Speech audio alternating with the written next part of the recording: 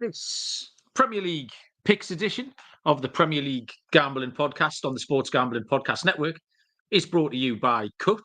Cut is a peer-to-peer social betting platform that's US-based and available in 40 states. Head to cut.com, that's KUTT.com. Use promo code SGPN for a 10% deposit bonus. We're also brought to you by Underdog Fantasy. Play their fantasy pick'em for a chance to win 100x in NBA, MLB, NHL, college basketball and more. Sign up today using the promo code PLGP to get a 100% deposit match. And we're brought to you by Hall of Fame Bets, the sports betting research platform for parlays, player props and game lines. Download the Hall of Fame Bets app or visit hofbets.com. Use code SGPN to get 50% off your first month and start making smarter bets today.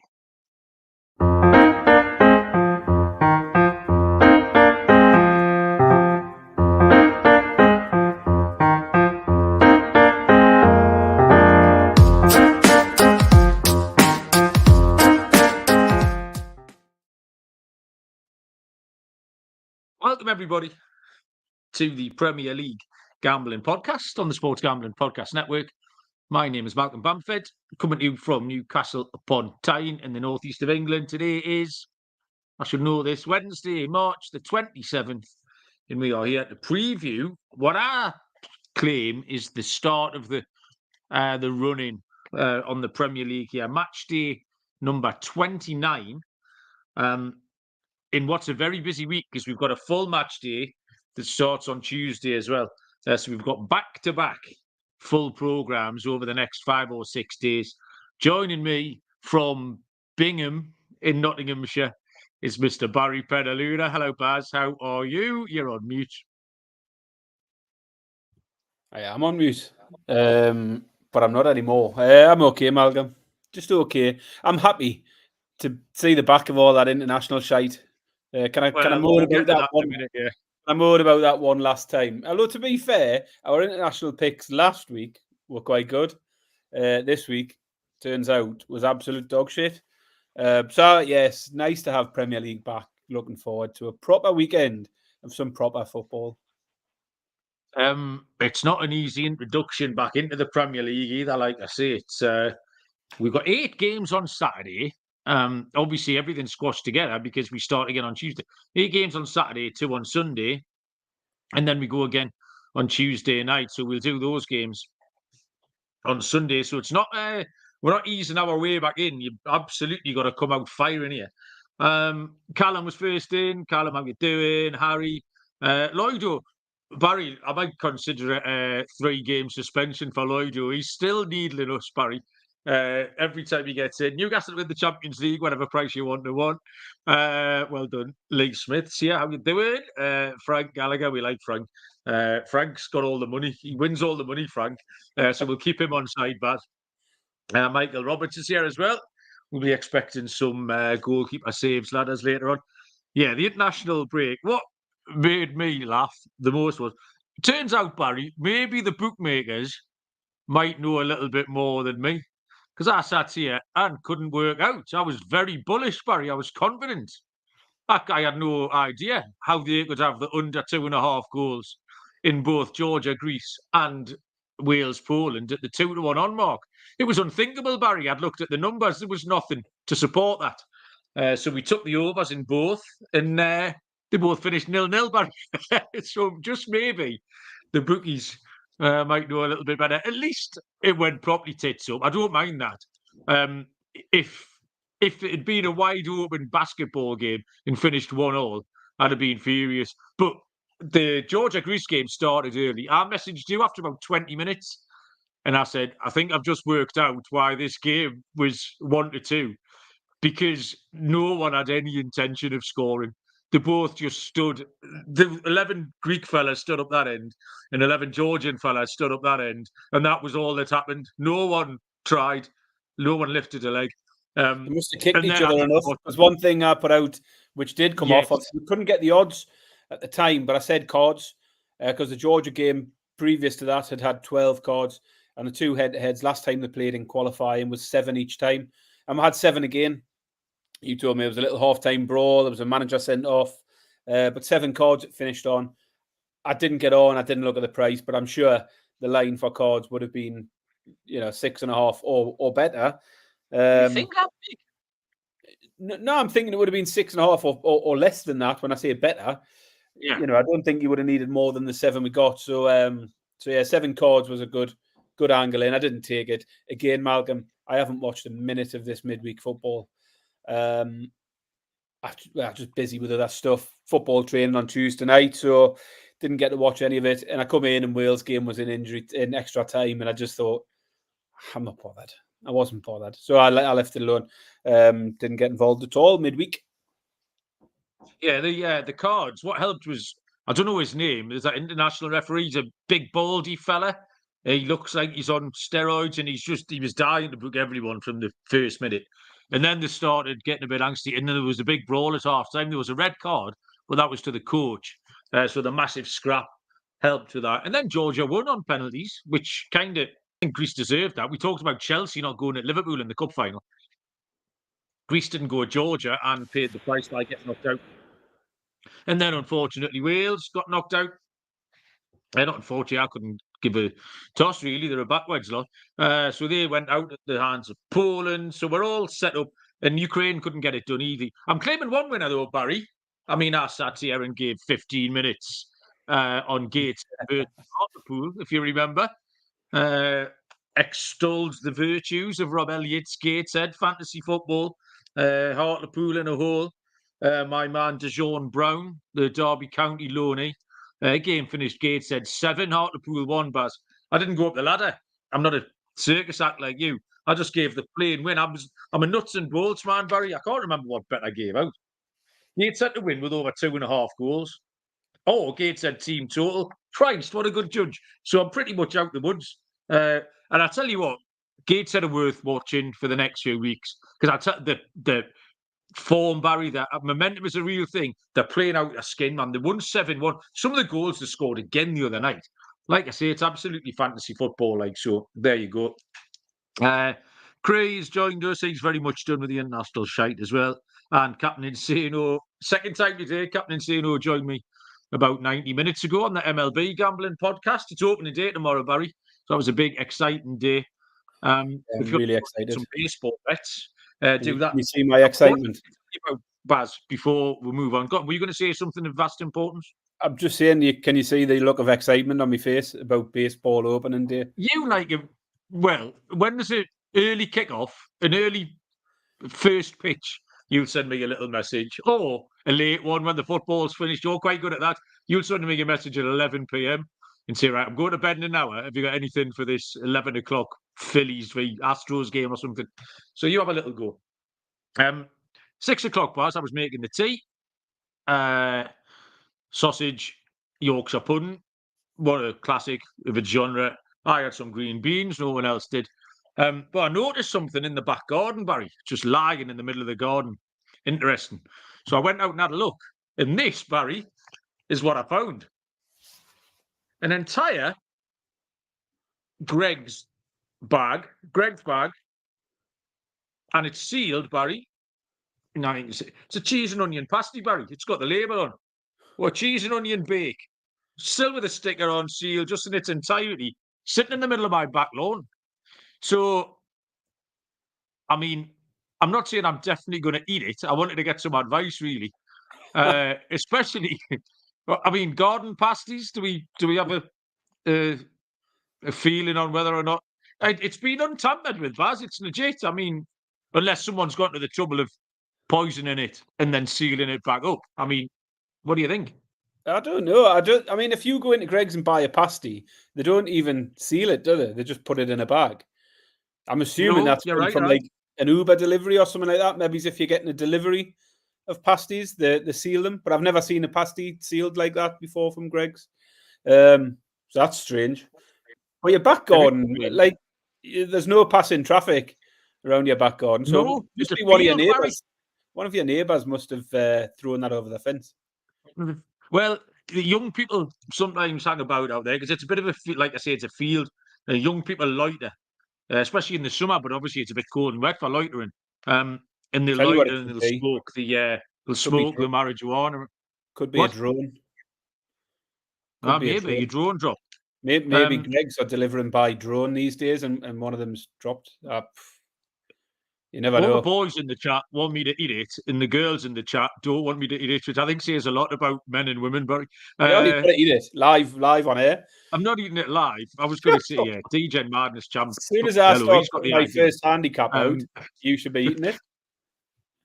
Number one daughter has just stuck her face through. There you go. Live advice from Betty. Don't you dare eat that. Well, we'll see. What I was quite disappointed about, Barry, do you remember that laminated pasty identification system that I had a few years ago? No. If this pasty hadn't been labelled up, I could have identified it, because all Greg's pasties, all the different types, have got different markings on the top, so you can tell them apart, like in the wild. So I wouldn't know what that was without having to look inside it, because the cheese, the corned beef, the steak, they've all got different markings on. And I used to have a laminated version, which is quite top secret. But I lost it, so I don't know where my laminated version went. So my laminated pasty identifier, because occasionally you can find street pasties, and that would help. So yeah, we'll see that. Especially, I'm going out for beers on Saturday, Baz. That's what I'm thinking, that pasty gets eaten. If I come back in here 7 pints deep, and there's that cheese pasty sitting on the bench, you'd be safer eating it. You'd be safer eating it now than you would eating it 4 days down the line. Yeah, but 30 seconds in the microwave, it'll be back in the game. Lee wants me to eat it like a Bush Tucker trial. I don't know. I'm not sure. I'm full of sausage and Yorkshire puddings, man. So anyway, I enjoyed that. I enjoyed finding an entire cheese pasty wrapped up in my back garden, 6 o'clock tonight. What I was going to give this away as a prize, actually, Baz. We just talked about that, because there's 10 games today and 10 games on Tuesday, Wednesday. It's a this is a big effort to pick these 10 games. So we've got 20 games, 20 units. Saying to Baz, what's a reasonable target? What should we be aiming to win from 20 games, Baz? 25? 30? Can we get to 30? I mean, anything over 20 I'll be happy with. So if anyone fancies writing down 20 picks, we'll trust you. You can send them in if you want. You can send them on YouTube or on Twitter, or we'll trust you. Take 1 unit per play this weekend and next midweek. And let's see if we can get anyone over the 20 unit threshold. Barry has made a graphic that says, eat the pasty. Well done, Barry. You're getting quite good at that, aren't you? You pleased with yourself? I'm very pleased with myself. The other option I've got is give it to Bob for his tea, because he's a right pain in the arse. He doesn't eat much. Like, Dad, can I have some tea? Get that pasty down. You can be all right. There we go. Street pasty. Right, Baz. 20 games. We're only doing 10 tonight, though. We'll start with, I'll tell you what we're going to talk about first. All the other SGPN shows, 20+ gambling podcasts, all free. None as good as this, but some are approaching this level of edutainment, we call it. But in honour of March Madness, our featured show this week is the Sports Gambling Podcast, the flagship show hosted by Ryan and Sean. They pick every tournament game against the spread since 2012. The college basketball experience, Colby Dante, aka Pick Dundee, Ryan Moneyline Mac, and Noah Beanick continue their unmatched coverage of college basketball betting. So subscribe today to the Sports Gambling Podcast and the college basketball experience wherever you get your podcasts. Right, first game, absolute horror to handicap for several reasons. Is Newcastle United against West Ham United. Newcastle are 11-17, 11-13, -117. Draw 14-5 +280. West Ham 11-4 +275. So yeah, if you complicated this, it was difficult for handicap for me, particularly because I don't like handicapping Newcastle. I'm not very good at handicapping Newcastle. West Ham are one of the teams I want to fade, but that's not really going very well. I've got them in a couple of spots, but they're still not dropping like I thought. If you could have given me 2 teams or a match that I would like least of all, this would have been it, because I don't want either team.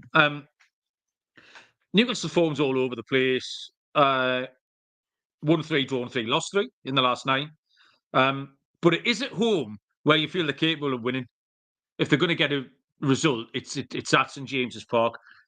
We beat Wolves 3-0 last time out. Again, taking advantage of them having a few injuries and stuff. And still, even though things have been a bit ropey lately, they've won 9 of 14 at home. Lost Botman now, probably our best defender. And we were conceding tons anyway, even when he was playing. And the last 8 totals for Newcastle have been 5-3, 5-4, 5-8, 4-5. So you've got a low of 3, 1 game. Everything else is 4s and 5s with an 8 thrown in. Both teams to score 7 of 8 of those.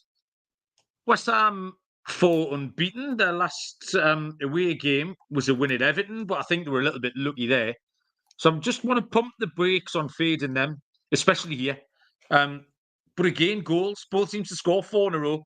Newcastle can't keep a clean sheet. All the goals markets are really short bars. The bookies are onto it. It's not a secret. I'd have been stunned if it was. But the shots market's reasonable, Baz. 9.5 shots on target. 5 to 6, minus 120. The only little drawback is the lunchtime slow burner aspect of it, especially back from a national break, because there will have been a lot of players away from both sides. But over 9.5 shots on target, Baz, from 2 wide open teams is 5 to 6, minus 120. Yeah, so I wasn't a fan of this one to start off with. I just don't like starting off with Newcastle. I don't like handicapping Newcastle at all, really, at the minute.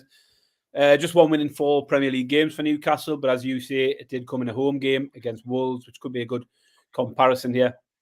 And you've mentioned, we know Newcastle have been good for the over 2.5s and the over 3.5s for a long time. Obviously, the run ended with a 2-0 loss to Man City in the Cup. But you wouldn't rule it out going back to plenty of goals here because we can't keep clean sheets.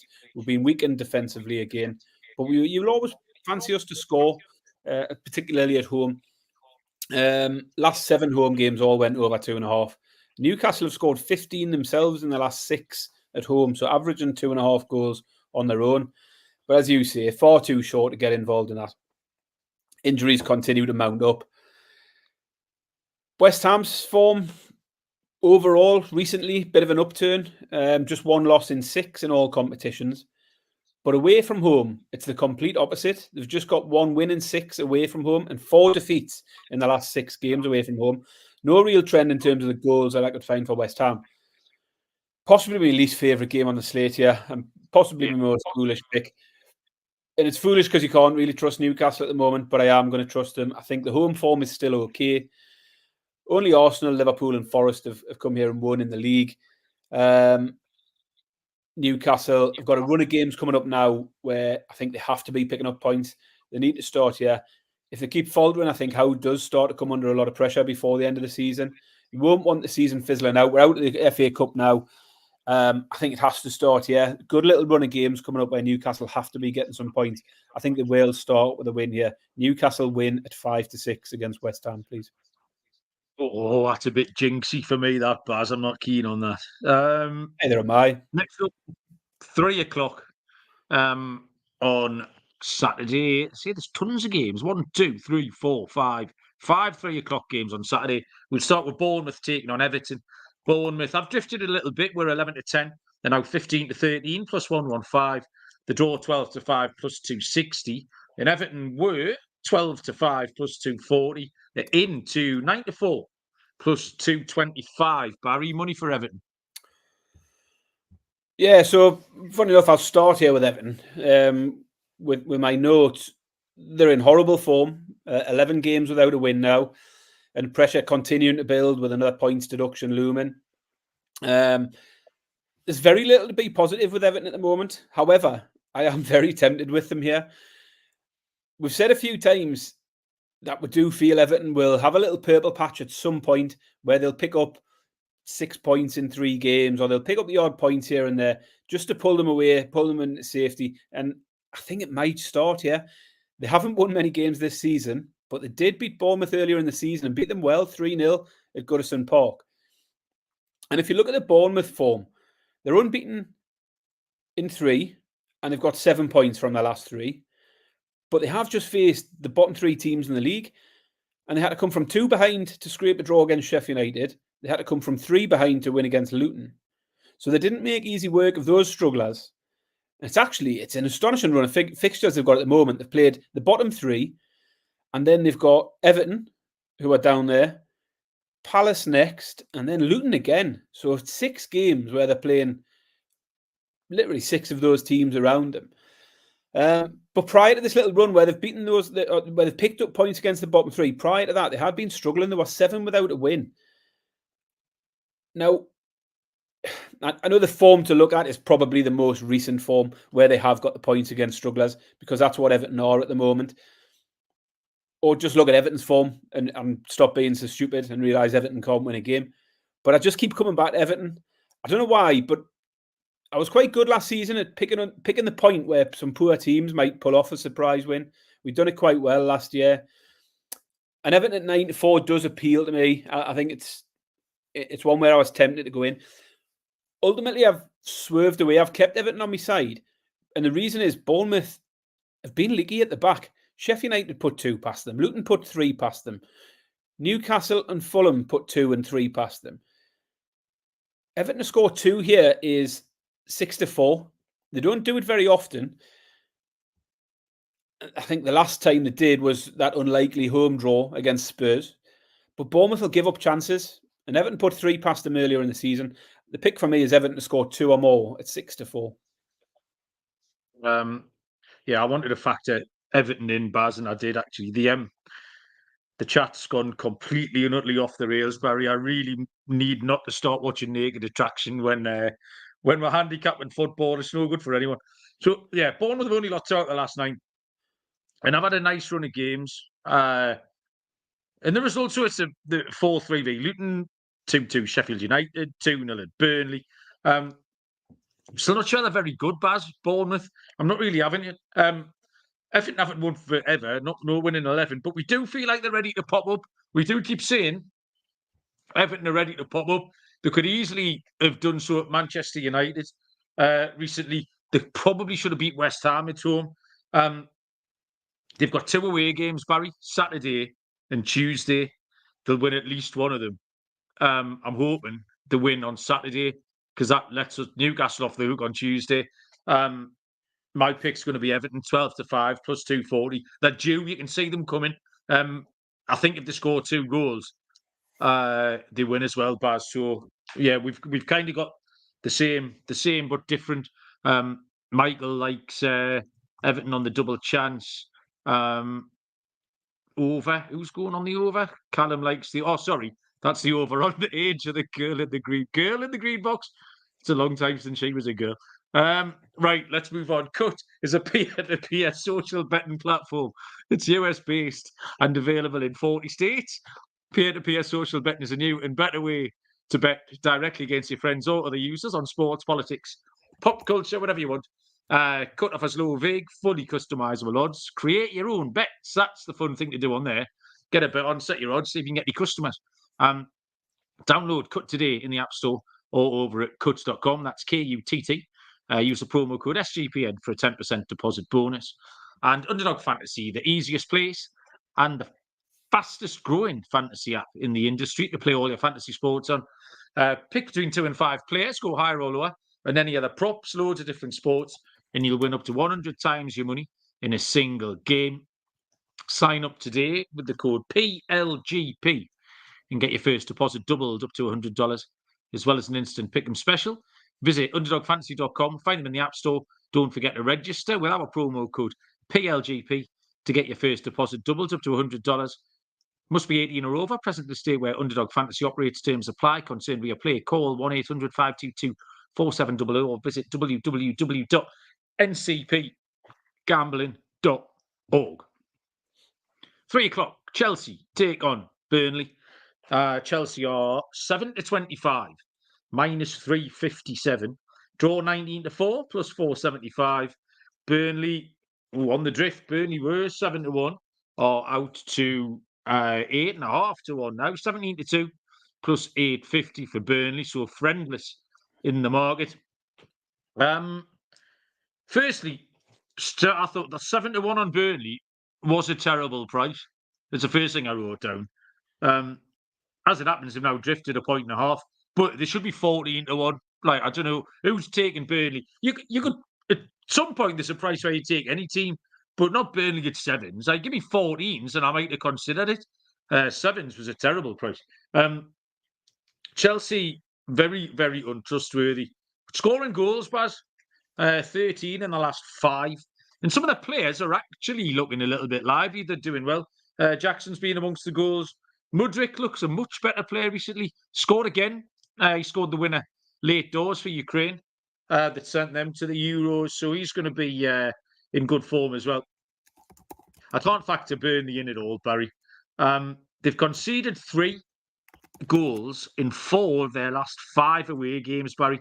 Chelsea can score 3 times here. It's not a great price, but when you're dealing with these bottom teams, the prices are adjusted accordingly. Chelsea team total over 2.5 is even money, but Chelsea over 2.5 is your pick. Chelsea team total over 2.5. Yeah. Yeah, I mean, I looked at this and having thought when I first started looking at these games, I thought Newcastle versus West Ham was probably my least favourite fixture on this card. I quickly realised that was just because it was the first one on the card. I hate this one. I absolutely hate it.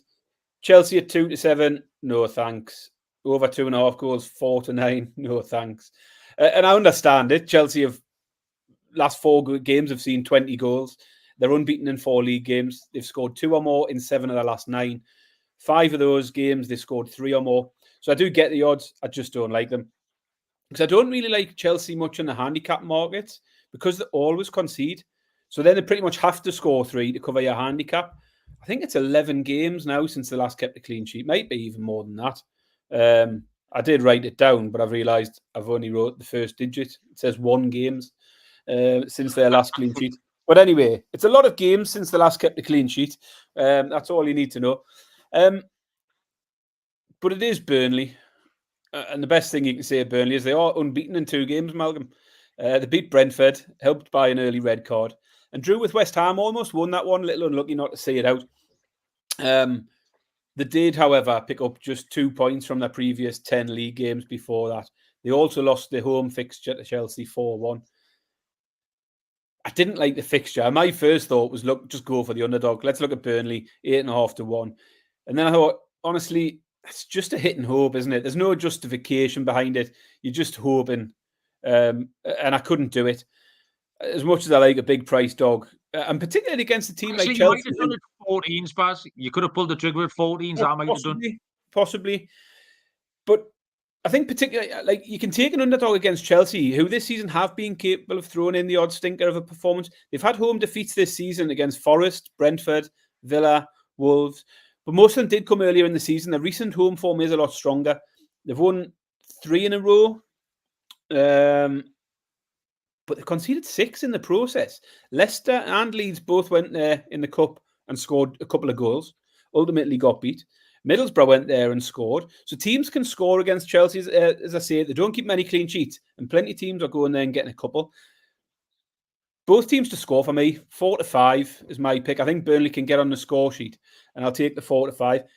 Don't mind your pick at all of Chelsea going and getting 3. I just wasn't where I wanted to go. I wanted to factor Burnley in a little bit, and I think they can get a goal. Both to score 4-5 will be my main pick. But I'm tempted to put Burnley as well to score 2 or more, 7-2, plus 350. I think it's worth a little sprinkle because a lot of teams are putting 2 past Chelsea at the moment.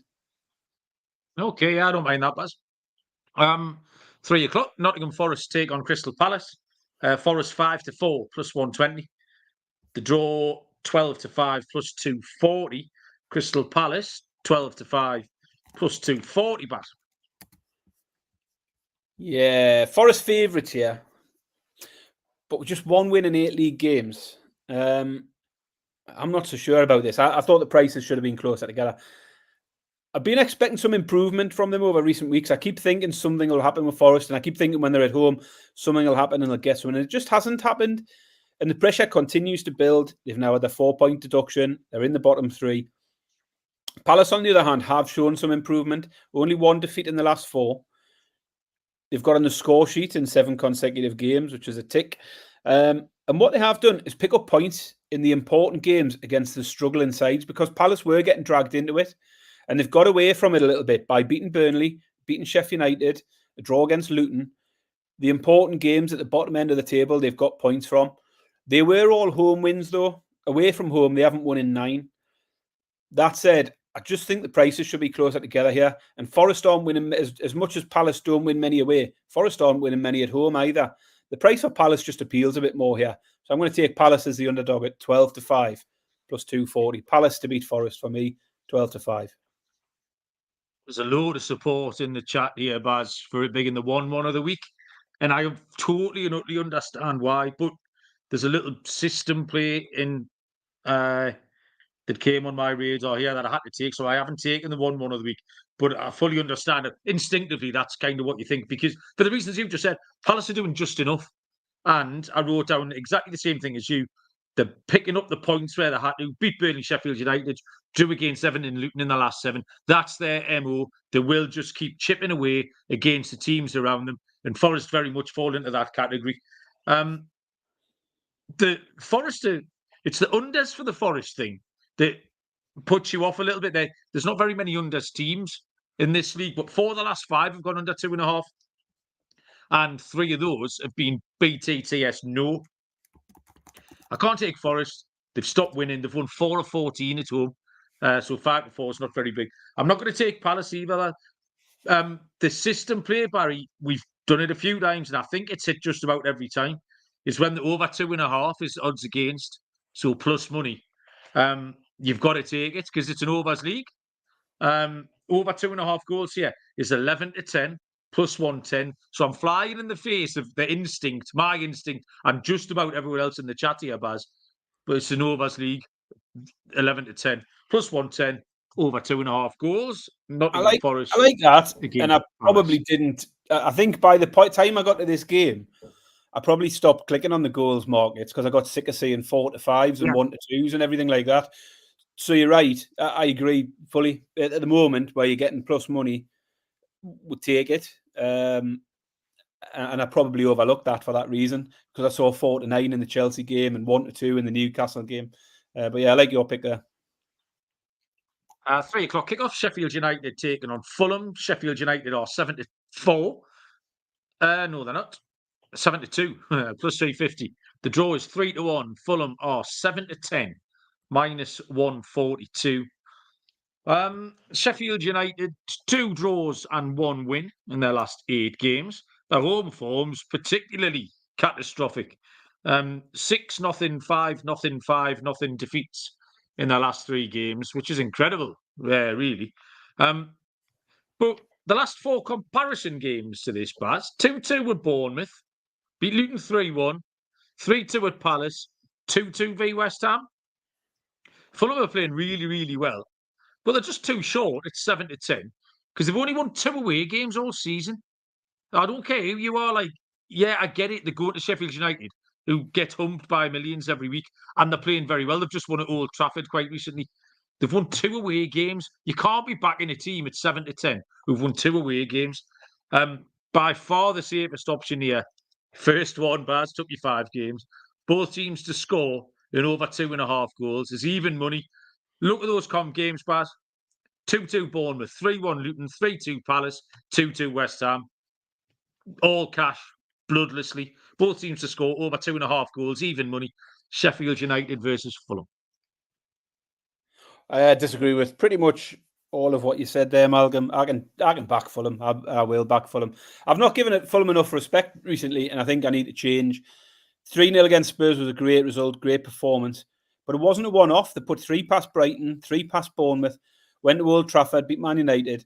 There are a couple of defeats in there to Villa and Wolves. I don't know, maybe they're doing like the West Midlands or something. But I'm not really worried about their away form, Malcolm, because Sheff United's home form is woeful. So you can spin it that way. Fulham away form is terrible, but equally, so is Sheff United's home form. They've lost 5 of their last 6. They've conceded 20 in their last 4 home games. And they've failed to score in their last 3. So we're Fulham in good form and good scoring form. For me, I thought it was an easy pick. Fulham at 8-11. You've got them at 7-10. Whatever it is, I'll take Fulham to beat Sheff United. And I'll have a little bit on Fulham to score 3 or more at 2-1. So So my main pick will be the Fulham win over Sheff United, but I definitely like 2-1 on Fulham to score 3 goals here. Okay, we'll move on.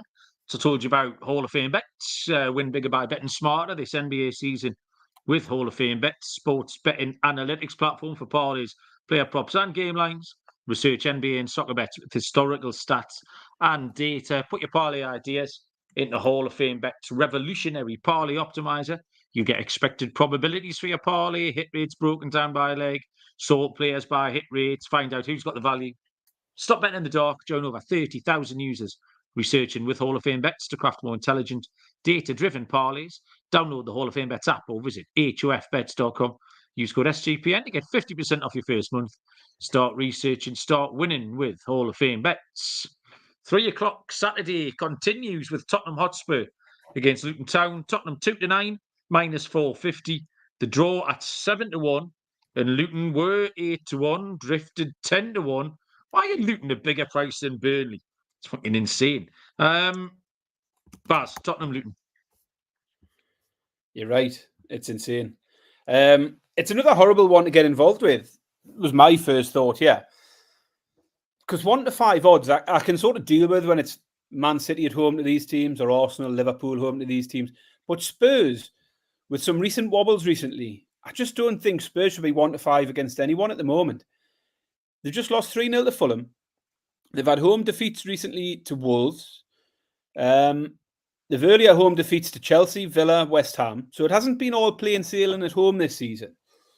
Now, I know Luton aren't picking up many points. I said I was finished with them after they failed to hold on to that 3-0 lead against Bournemouth. But let's not forget, I cashed a 5-1 winner there. They went 2 up, early payout. So my faith in them at that point did produce a winner if you backed them on certain books who pay you out early. But the other thing, Luton have been competitive in some of the games against top 6 sides. They had a 1-1 draw against Liverpool, lost 4-3 to Arsenal, 2-1 to City, 1-0 to Spurs. So in all of these games against big sort of top 6, big 6 sides, whatever you want to call them, they can compete. They aren't winning, I'll take that, but they always score. They went and put 4 past Newcastle, 4 past Brighton recently. So there's, they're capable of getting goals. They can get on a score sheet and make a game of this year. And for me, Malcolm, I think 10-1 is too big.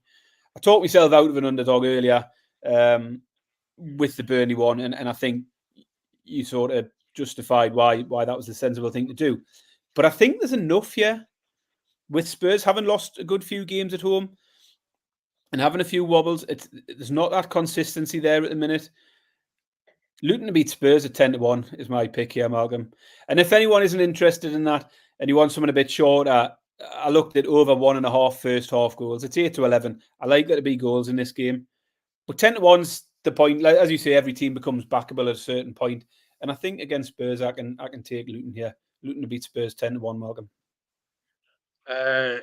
That will certainly help get towards 20 units, Baz, over the 2 match days if you hit that bad boy. Yeah, I was quite happy to factor Luton in. Again, the goals markets here are terribly short. I hated them, and I really don't like my pick because it's 11-10, and it feels like it should be 7-4 or 2-1. It's a 7-4 shot that I'm taking at 11-10, but I think you just have to adjust. So the same people who knew that Poland and Wales were going to draw 0-0, so you've got to trust them.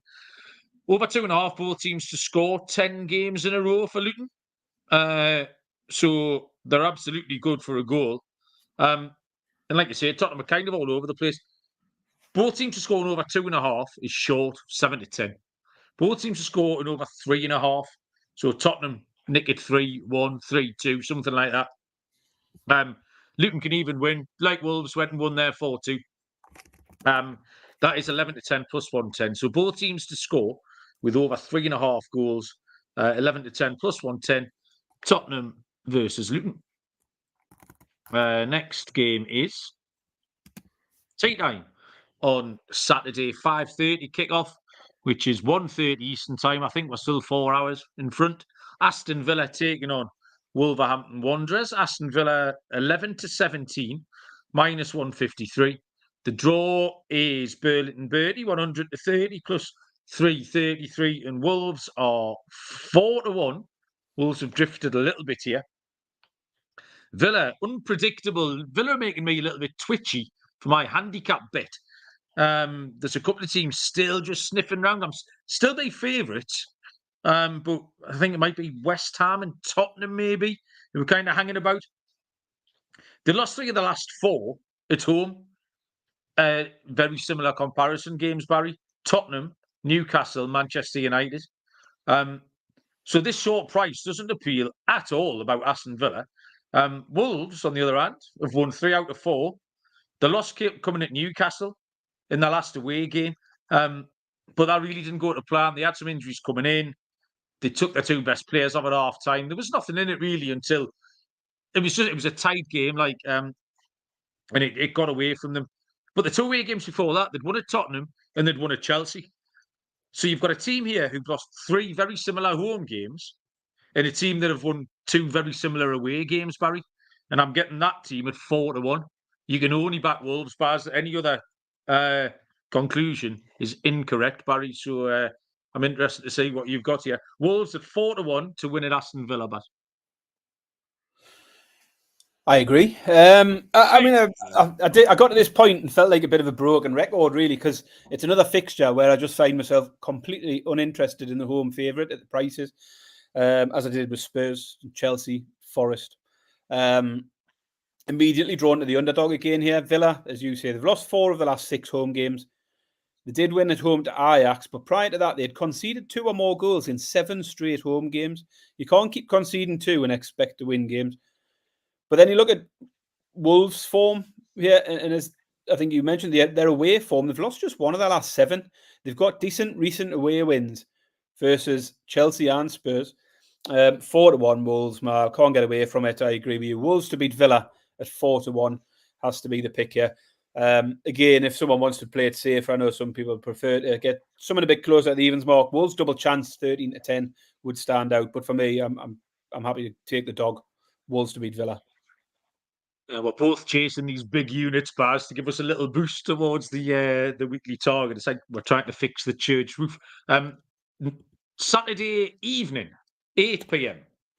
Is Brentford against Manchester United. Brentford 2-1. The draw 14-5 plus 280, and Manchester United are 5-4 plus 120. Barry, this was an interesting game. I thought it was easy. Did you? Brentford are in stinking form. No win in 6. Just 1 draw in those 6 games. And I've said for a few weeks now, it's defensively where they've got the biggest problems, because they do invariably score in most games, but they're almost always letting in 2 goals. 11 of their last 13 league games have seen them concede 2 or more. Bizarrely, one of the teams that didn't score 2 there was Man City. Defeat to Burnley was a horrible result. That saw them dragged into the relegation battle. 5 points ahead of the relegation places at the moment. That's not a big gap when you're in the form Brentford are in. They're currently rock bottom of the form table. I think 1 point from 5 games puts them rock bottom of that table. You can't take Brentford. Even against Man United, you can't have Brentford here. 2-1 isn't big enough to take Brentford. It should be a straightforward Man United win to me. 6-5, I think, looks a price. Feels a bit dirty to me, though, back in Man United. And in the interests of sticking to my New Year's resolution, I can't back Man United on the money line, can I? But I will take Man United. I'm going to take them on the team total market. Slightly safer play. Man United to score 2 or more here is at 4-5. Everyone puts 2 past Brentford. Man United will put 2 past Brentford. So the pick is Man United team total over 1.5 at 4-5. But Man United will win this one. Take the 6-5. Courtney and Patrick arguing in the chat's quite good. Both play with each other for typing stuff out. Brentford been playing okay, hasn't it? It has been a tough run of fixtures for them. And then they got the chance against Burnley and blobbed it with the early red card. Since then, they went to Arsenal and ran them really close as well. Arsenal, scored right at 80 or 85 minutes or something like that. Still can't back Man United, Barry. Did you watch that game against Everton, man? They were absolutely dog shit. And any wins they've had aren't underpinned by anything that I like. So I have in the past taken them at a price when I think they've been value, but I don't think they're value here at all. I don't think either team are good enough to win, Baz. So what we'll do is we'll take the draw at 13-5 plus 260. And it is the 1-1 draw of the week, Barry. 7-1. Brentford 1. Manchester United 1. It's Malcolm's 1-1 draw of the week. Both teams scored a goal. Hey, that was good. 7-1 the draw. Love it. Next, Sunday. 2 games on Sunday. The final 2 games. 2 big games as well. This is where all the title shenanigans will occur. Liverpool get to go first. 2 o'clock kickoff, where they take on Brighton and Hove Albion. Liverpool are 11-25, minus 227. The draw is, in fact, there's been some huge line movement here. The draw was 4-1, is now 9-2. Brighton were 5-1 and now 13-2. So Brighton have drifted by a point and a half. Liverpool eventually suffered some bad fortune in the FA Cup defeat against Manchester United. They're still unbeaten at home in the league. The 1-1 against Man City in the last home league game. They played very, very well. And before that, at home, beat Luton 4-1, Burnley 3-1, Chelsea 4-1, Newcastle 4-2. It's hard to pick holes in what Liverpool have been doing, Barry. Brighton's form line on the little website that I use is just like a rainbow, Baz.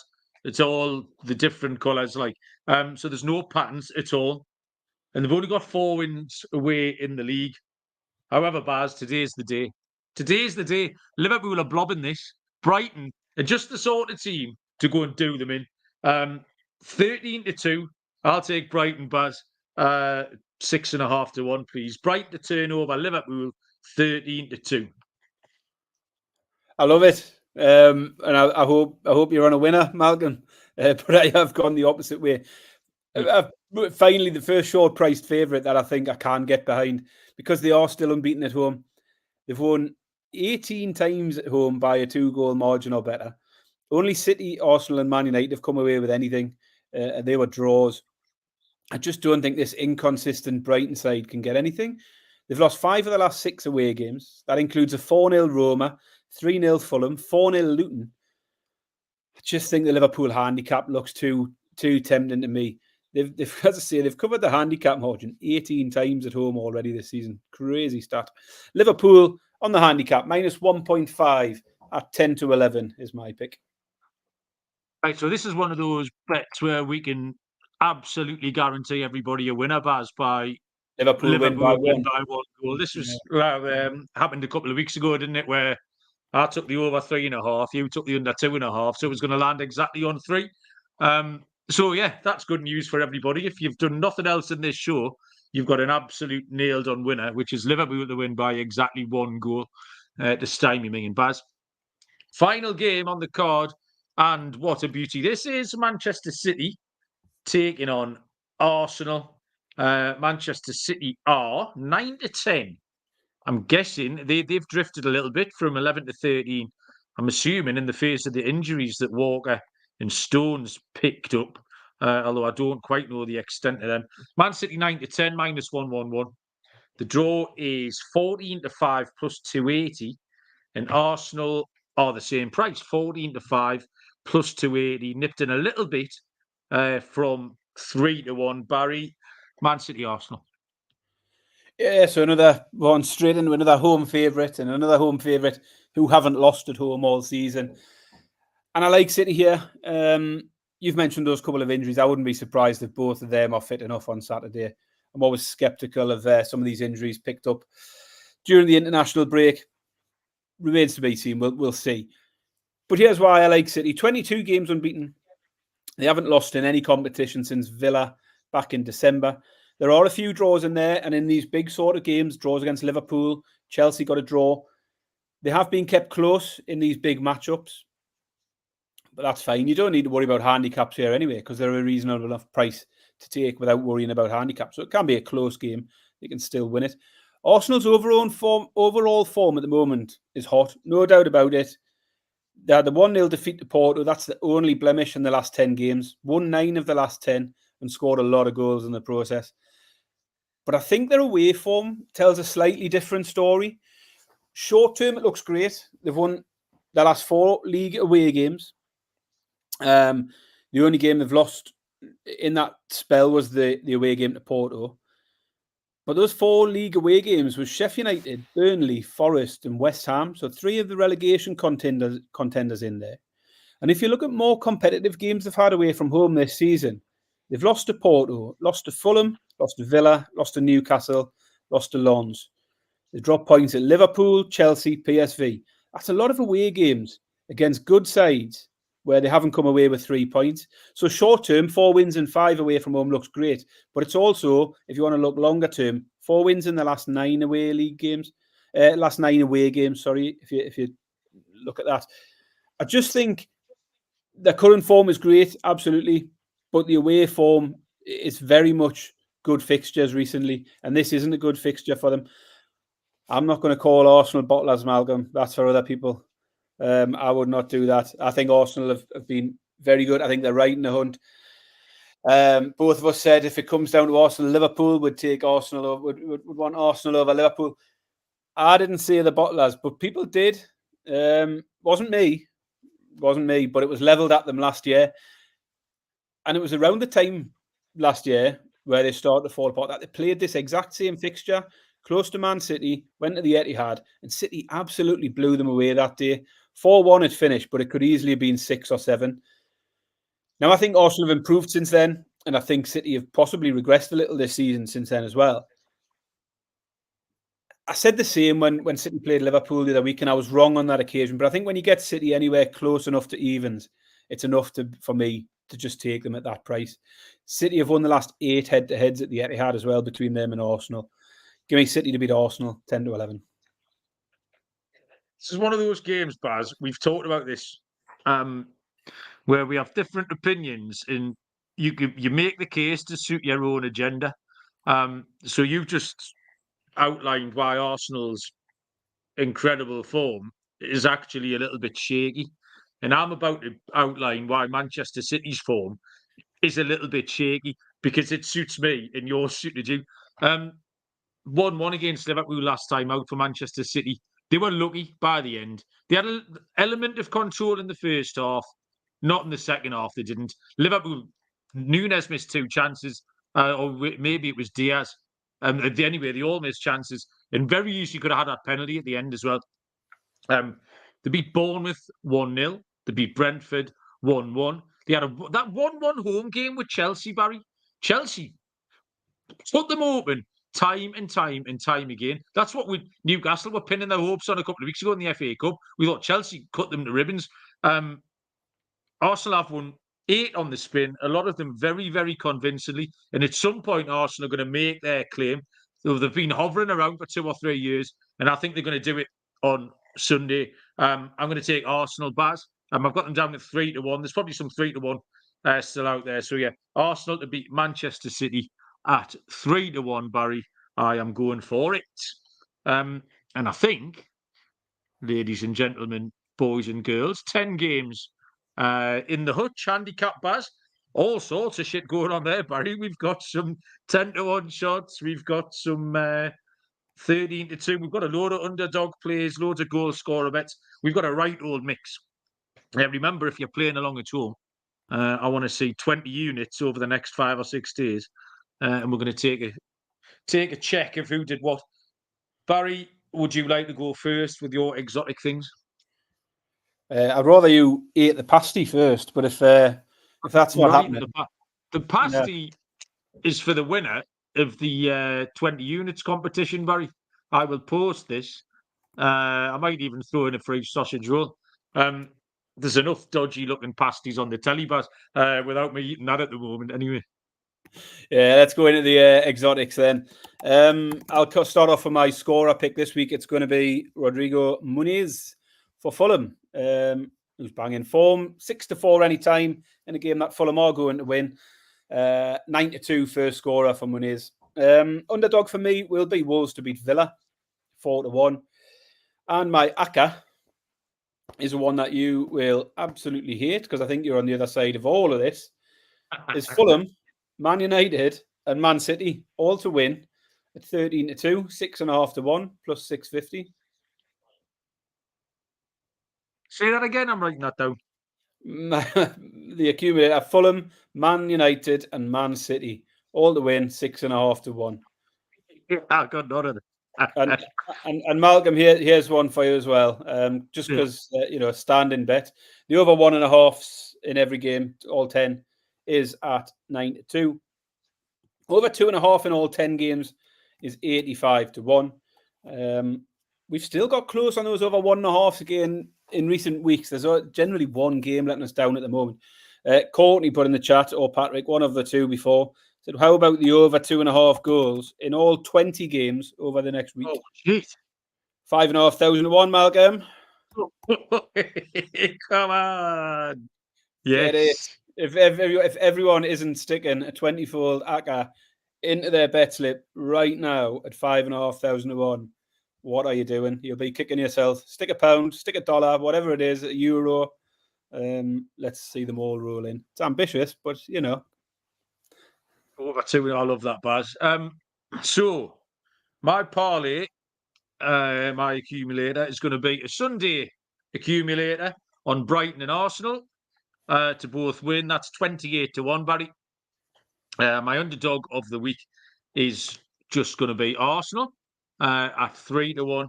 And my anytime goal scorer, Baz, because Everton are going to win with that goal, back post, bobbles around, goes in the goal. It's going to be Abdoulaye Doucouré who shins it or knees it in or whatever. If he doesn't do it on Saturday, he'll do it on Tuesday. So I'll probably take him both days. Abdoulaye Doucouré is 9 to 1 to score first, and 100 to 30 plus 333 anytime goal scorer, Baz. There you go, perfect. We've got a Gordon, Anthony Gordon, Raheem Sterling, and James Maddison all to get an assist. 50 to 1 treble from Michael. I like a bit of that. Baz, anything you want to tell the people before we go? No, I've got to go smuggle stuff into the neighbour's bin again. Oh, have you? Well, we haven't done that for a little while. Champion, okay then. Well, we'll be back on Sunday night